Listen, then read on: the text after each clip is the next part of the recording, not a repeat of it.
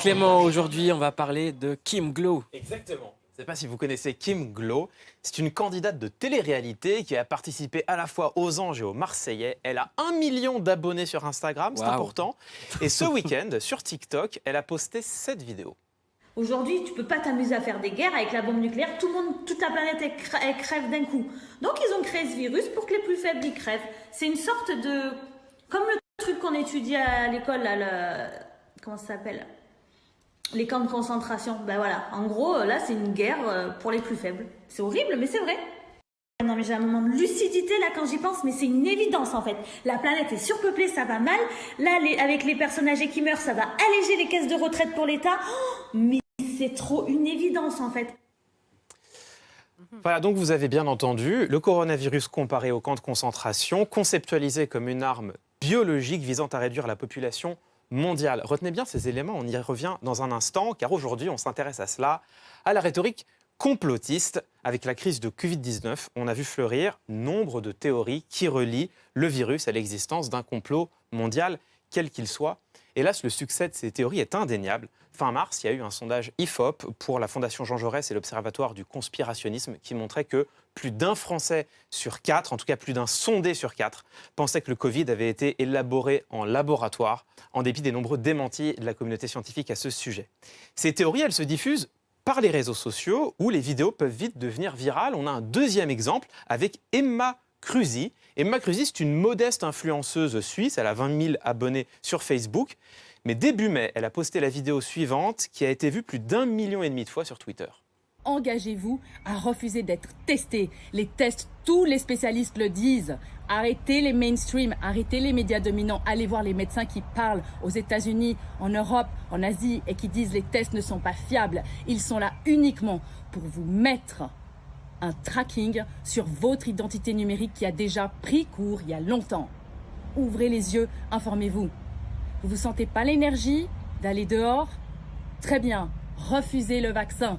Refusez encore une fois la peur et refusez les masques. Les masques vous intoxiquent. Encore une fois, cette vidéo, elle a été vue plus d'1,5 million de fois. Je ne rentre pas dans le fond du dossier, hein. Refusez les masques, ils vous intoxiquent. Je pense que ça parle tout seul. La vraie question, c'est pourquoi ça marche ?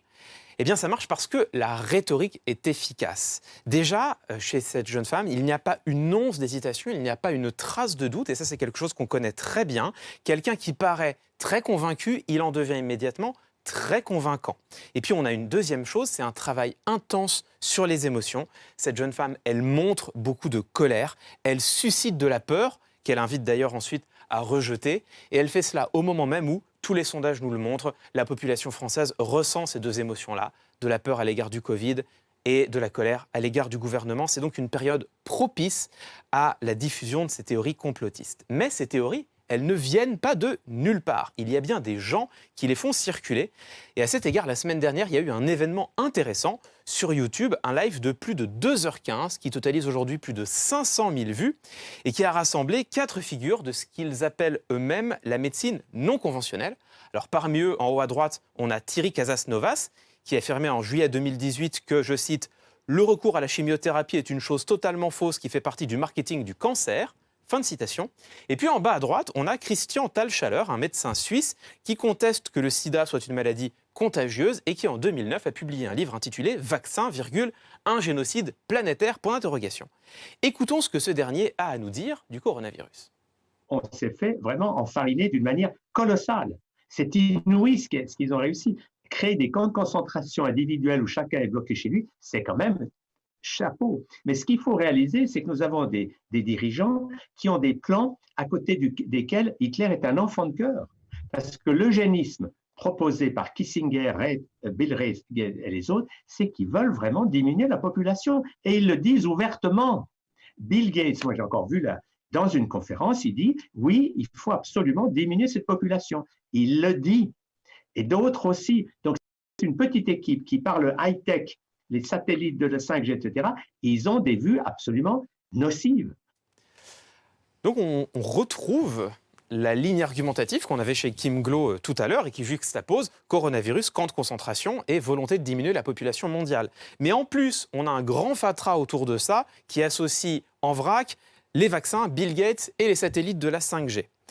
Cette rhétorique, on en trouve des échos un peu partout, y compris jusque chez Juliette Binoche. Sur Instagram, le 6 mai dernier, elle a posté un commentaire dans lequel elle disait « Ce sont des opérations organisées par des groupes financiers internationaux. Les vaccins qu'ils préparent en font partie. L'idée, mettre une puce sous-cutanée pour tous, c'est non. Non aux opérations de Bill Gates, non à la 5G. » Alors le problème, c'est que cette rhétorique, cette argumentation, elle est très compliquée à réfuter.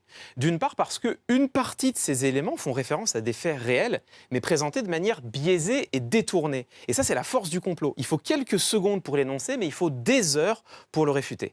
Mais surtout parce que, par définition, la théorie du complot est une théorie irréfutable, parce que c'est une théorie auto-référencée. Tous les éléments qui tentent à la conforter vont être acceptés et intégrés à la théorie. Elle en ressort plus forte. Tous les éléments qui tentent à la réfuter vont être refusés parce qu'ils viendraient des comploteurs eux-mêmes.